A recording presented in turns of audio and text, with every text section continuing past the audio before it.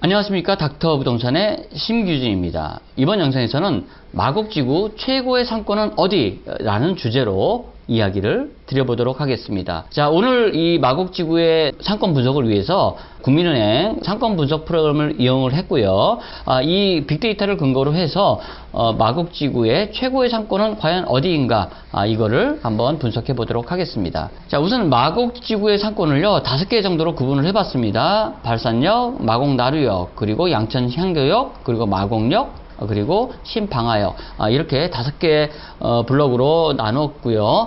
반경 300m 정도를 섹터로 해서 그 내에 있는 상가의 업소 수, 그리고 매출액, 그리고 업소당 매출액, 그리고 이용 고객, 그리고 유동인구를 각각 조사해서 어느 곳이 가장 좀 베스트 지역인지를 한번 여러분들께 분석해 드리도록 하겠고요. 이 마곡지구 같은 경우에는요, 작년이죠. 2019년 100대 상권을 선정을 했는데요. 그 중에 47위에 오를 만큼 아주 좋은 그런 상권을 가진 지역으로 여러분들께 우선은 소개해 드릴 수가 있을 것 같습니다. 2017년도인가 그때 분석을 했을 때는요, 거의 순위 안에 들지 못했다는 점, 마곡지구가 그만큼 많이 성장을 했다라는 점을 우선적으로 한번 말씀을 드려보도록 하겠습니다. 우선 처음에 볼 곳이요, 이제 발산역 상권을 한번 볼 수가 있겠는데요. 발산역 같은 경우에는 이제 보시면은 이렇게 검정색으로 되어 있는 이 섹터가 일단은 가장 메인 상권이라고 보시면 될 것 같고요. 점포수는 한 520여 개 정도 추정을 하고 있습니다. 이 520여 개의 상가에서, 업소에서 전체적인 월 매출액이 한 293억 정도가 나오고요. 이것을 업소수로 나눠보니까 점포당 한 5,640만 원 정도의 평균 매출을 지금 일으키고 있다, 이렇게 볼 수가 있겠습니다.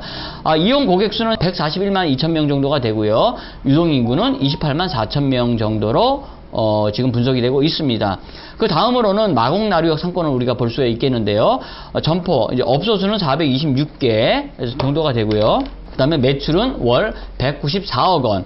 그리고, 그러다 보니까 점포당 월 한 4,550만 원 정도의 그런 매출을 올리고 있고요. 이용 고객 수는 107만 5천 명 정도, 그리고 유동인구는 19만 3천 명 정도가 돼서 전체적인 점포 수와 매출액 기준으로 봤을 때 발산역 상권, 그 다음에 마곡나루역 상권으로 우리가 순위를 정할 수 있을 것 같습니다. 다음에 이제 양천향교역과 마곡나루역 상권을 우리가 볼 수 있겠는데요. 실질적으로 이제 점포수라든가 이런 것들은 마곡역 상권이 조금 더 많은 것으로 조사가 되고 있습니다. 하지만은 매출액 순위로 봤을 때 양천향교역 상권이 조금 더 많이 나오고 있는데요. 그래서 이제 제가 3위를 양천향교역 상권으로 한번 잡아봤습니다. 점포수는 153개 정도, 조금 많이 못 미치죠. 발산역 상권에 비해서 한 3분의 1 정도 수준밖에 되지 않고요. 매출액이 87억 원, 그리고 점포당 매출액 기준으로 봤을 때 5,700만 원으로 사실 보면은 양천향교역의 점포당 매출이 발산역 상권을 좀 앞서고 있는 이런 상황입니다.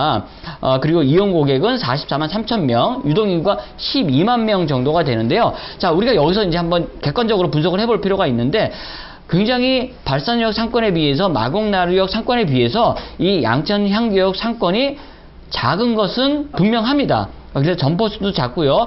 매출액이 굉장히 작다라는데, 우리가 눈여겨봐야 될 점이 점포당 매출액이 5,700만 원으로 지금 마곡 지역에서 가장 높다라는 것입니다. 그리고 이용 고객이라든가 유동인구가 굉장히 적은 데 비해서 점포당 매출액이 굉장히 많이 나오고 있기 때문에 아직까지는 우리가 여기에 점포들이 많이 지금 들어가 있지 않고, 그러다 보니까 경쟁이 좀 덜하다라는 것을 우리가 이 빅데이터를 통해서 알 수가 있는 것이죠. 그래서 상권은 작고 유동인구와 이용 고객이 작지만은 내가 가서 경쟁을 많이 안 하고 좀 편하게 장사를 할 수 있는 곳이 바로 이 양천향교역이 아닌가, 이렇게 생각을 해볼 수가 있는 것입니다. 이제 다음으로는 이제 마곡역 상권을 볼 수가 있겠죠. 점포가 207개입니다. 하지만 매출액이 양천향교역에 못 미치는 60억 정도. 이러다 보니까 점포당 2,900여만 원 정도의 업소당의 매출을 지금 우리가 예측을 하고 있고요. 이용 고객 수로는 46만 2천 명, 유동 인구는 26만 명, 26만 9천 명, 거의 한 27만 명 정도가 되는 것이죠. 자, 우리가 여기서 한번 다시 되짚고 봐야 될 것이 뭐냐면 점포수라든가 이런 것들은 양천 향교역보다 앞섭니다. 그렇죠? 하지만은 지금 매출이 굉장히 적어요. 그럼 장사가 안 된다는 거죠. 그런데 이용 고객이 46만 명, 유동 인구는 26만 명이에요. 자, 다른 데를 보면은 이용 고객과 유동 인구의 그 비율을 보면은 굉장히 좀 차이가 많은데, 지금 이 마곡역 상권의 특징이 뭐냐면은 이용 고객 대비 유동 인구가 굉장히 많은 겁니다. 그러면 뭡니까? 굉장히 흐르는 지역이라는 거죠.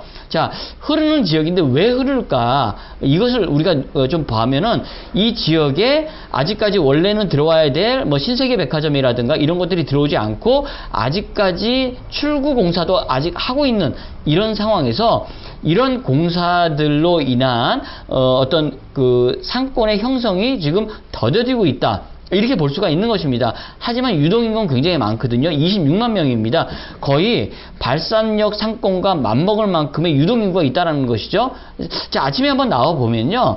이 마곡역을 이용하는 이 LG 직원이라든가 이런 그 대기업 직원 종사자분들이 굉장히 많다는 것을 알 수가 있겠죠. 그렇기 때문에 유동인구는 많지만은 아직 공사가 완료되지 않은 지하철 출구라든가 이런 것들로 인해서 이곳에 머무르지 않고 그냥 흘러버리는 이런 상권이라는 것입니다. 하지만 여러분들 추후에는 어떻겠습니까? 공사가 완료가 되고 신세계 백화점이 들어오고 이랬을 때는 유동인구가 더 늘어날 수밖에 없는 것이고요. 앞으로 또 잠재적인 어떤 그 가능성이 좀 큰 지역이라고 볼 수가 있겠죠. 이런 것도 여러분들 놓치지 말고 눈여겨봐야 될 그런 부분이 아닌가 생각을 합니다.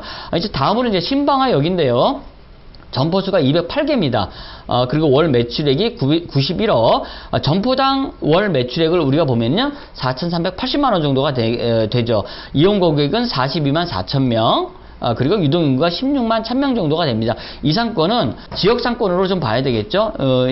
직장인이라든가 이런 분보다는 주변에 아파트를 중심으로 한 이런 고객들이 많은 지역이기 때문에 더 이상 커지기보다는 이런 정도의 안정화를 볼 수 있는, 그리고 상권이 굉장히 작죠. 제일 보시면은 제가 이제 검은 테두리, 요 검은 테두리를 그려놓은 곳이 가장 작은데, 여기 아무래도 상권이 가장 작다 보니까 이제 이렇게 적은 이런 것을 나타낸다라는 것이죠.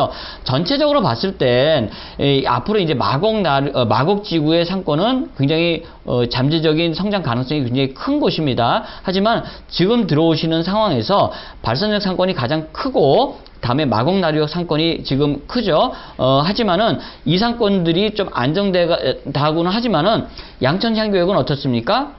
굉장히 유동인구라든가 이런 것들이 적은 반면에 점포수도 적다 보니까는 업소당의 매출이 굉장히 높은 지역에 속하는 것이고요.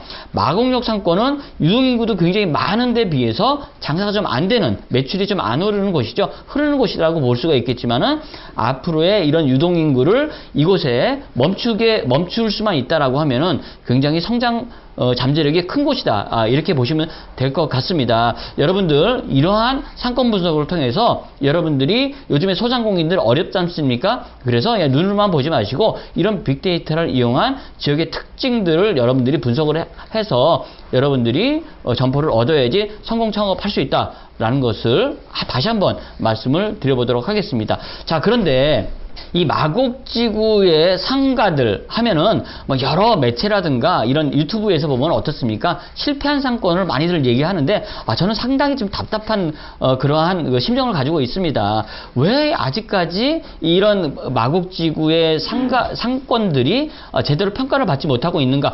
대부분 보면은 뭐 공항대로 이게 돌면서 빈 상가들을 많이 찍어서 보여주시는데요. 그런 이유에 대해서는 전혀 몰라요. 그러니까 그렇게 그 수박 겉핥기 식으로 이 상권을 분석해가지고는요, 여러분들이 좋은 상권에 들어가지 못합니다. 정말 제가 다시 한번 요 상권을 좀 분석해 드리려고 데이터를 한번 만들어 봤는데요. 여러분들이 깜짝 놀랄 만한 사실이 있습니다. 자, 제가 앞서서도 말씀을 드렸지만 여기 이 상권이 몇이라고 했습니까? 전국 100대 상권 중에 47이라고 말씀드렸죠. 그만큼 굉장히 커진 상권이에요. 근데 아직 빈상가가 많습니다. 왜 빈상가가 많을까요? 여러분들 이 그림을 주목해 주시기 바랍니다. 여러분들 아까 그 바탕 화면에서 제가 이렇게 지금 빨간 것으로 제가 이렇게 구분을 좀 해놨습니다. 이 빨간 것으로 구분된 이런 에리어가 굉장히 많죠. 이곳이 뭐냐면요, 아직까지도 빈터로 남아있는 땅입니다.